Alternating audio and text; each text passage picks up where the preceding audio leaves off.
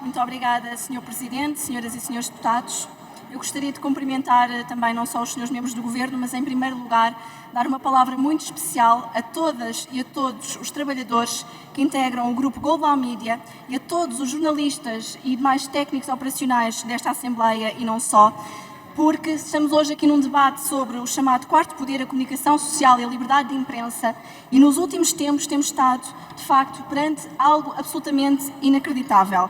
Não podíamos deixar de requerer este debate e expressar a nossa solidariedade, porque pela primeira vez em democracia e no ano em que vamos assistir aos 50 anos do 25 de Abril, deu-se a situação inédita de termos do outro lado dos microfones os jornalistas e deste lado a vocalizar aquilo que é a preocupação com o futuro da imprensa, nós políticos também, a juntarmos a esta sua demanda em prol não só do combate e para travar os despedimentos que têm ocorrido neste grupo, mas na defesa de uma liberdade de imprensa que seja de facto robustecida na sua independência, mas também na dignidade com que exercem a sua profissão.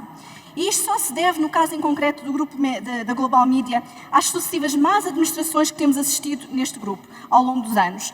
Nós tivemos recentemente várias audições nesta Assembleia da República e foi com muita perplexidade que ouvimos aqui afirmações de atuais e anteriores gestores a falarem na forma não só desonrosa perante os seus trabalhadores, a porem em causa a idoneidade daquilo que é o exercício e a liberdade até mesmo de decisão em fóruns, como é o caso do Fórum TSF, a pôr em causa não só jornais de que for nacional, mas que partem do Porto para toda a nação e que têm a sua tiragem no país com uma expressividade que de facto devemos honrar e devemos preservar, a pôr em causa também aquele que é o legado histórico de jornais como o caso do DN ou também o Jogo. Senhoras e senhores deputados, quando falamos do despedimento de quase 200 trabalhadores que está agora à vista, é importante pensarmos o que é que isto significa. Significa não apenas a defesa dos direitos laborais, mas também a defesa de um património e de uma memória histórica, porque estamos a falar de empresas e jornais e rádios centenárias. Estamos a falar de um património que não se esgota naquilo que é o património imobiliário, não se esgota também na titularidade e nos direitos de publicidade, não se esgota nos direitos de transmissão das redes. Vai muito além disso. É o património da cidade de Lisboa, que eu, enquanto criança, assisti quando visitava na escola como é que se faziam as tiragens dos primeiros jornais. Que tantos de nós também visitámos no Porto, por exemplo, com o edifício histórico do JN, que todos nós sabemos o que significa até do ponto paisagístico e histórico para a cidade. Todos nós nos lembramos de ouvir quando ouvimos o fórum e participamos, ou na bancada parlamentar, que vimos terminar quando nesta casa alguns dos seus deputados, em particular o Sr. deputado Pedro Filipe Soares, escreveram artigos em defesa dos trabalhadores e assim se terminou a bancada parlamentar. Senhoras e senhores deputados, é da mais elementar justiça aquilo que hoje estamos a debater. Estamos a lutar pelos direitos dos trabalhadores, mas estamos a lutar pela imprensa num Estado de Direito. Uma imprensa que não pode ser politizada, mas também não pode ser descurada. E é por isso que hoje, ao poder político, se chama aquilo que também nos compete fazer. Debater soluções, olhar para os problemas, ver o que é que falhou. E temos aqui o Sr. Ministro, eu gostaria de aproveitar a sua presença, porque de facto quer a ERC, quer o ACT, são fundamentais neste processo. E a ERC tem que não só fazer aplicar a lei que já existe, e não podemos correr atrás daquilo que possa ser uma tendência legislativa, quando temos uma lei que, ao ser invocado o artigo 14º, deve fazer prevalecer o princípio da transparência, para que saibamos quem está por trás deste fundo, quais são os seus objetivos, porque quando ouvimos aqui dizer, naquela que é a atual gestão, que pagar salários a trabalhadores é queimar dinheiro para este fundo, fica bem claro que os objetivos com que se apresentaram à ERC não são os objetivos de trabalhar em prol da imprensa.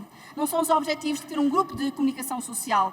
São os objetivos de desmantelamento, são os objetivos de capitalização daquilo que possa ser o financiamento destas empresas para interesses próprios.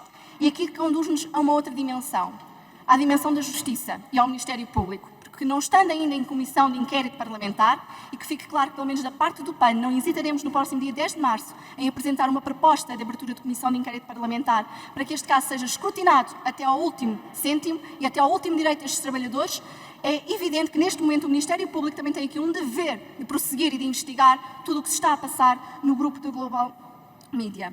Porque ninguém é, de facto, aqui até agora assumiu as suas responsabilidades, nem pela vinda da sede, ninguém é culpado pelo risco da perda do arquivo do DN e do JN, que não sabemos como está a ser conservado, e era fundamental para preservarmos esta memória saber como é que o mesmo está a ser conservado, e que são verdadeiros tesouros nacionais. Ninguém é culpado pela entrada de fundos fantasma. Onde é que está o Banco de Portugal? Onde é que está o Banco de Portugal a investigar o que é que se passa neste investimento, quando sabemos que é o beneficiário efetivo? De onde é que veio o dinheiro? Mas, quando temos objetivos registados perante a ERC, Onde é que está o cumprimento e o acompanhamento e a monitorização destes objetivos para uma imprensa livre? E, senhoras e senhores deputados, o passa-culpas não pode ter como moeda de troca os direitos dos trabalhadores, porque ainda ontem, no Porto, no JN, eu ouvia dizer, pela voz do jornalista que moderava a tertúlia que ali aconteceu, algo que nos toca particularmente a todos. Nós estamos no início do ano. Houve muitas famílias que puderam celebrar e aspirar a novos desejos e anseios para 2024.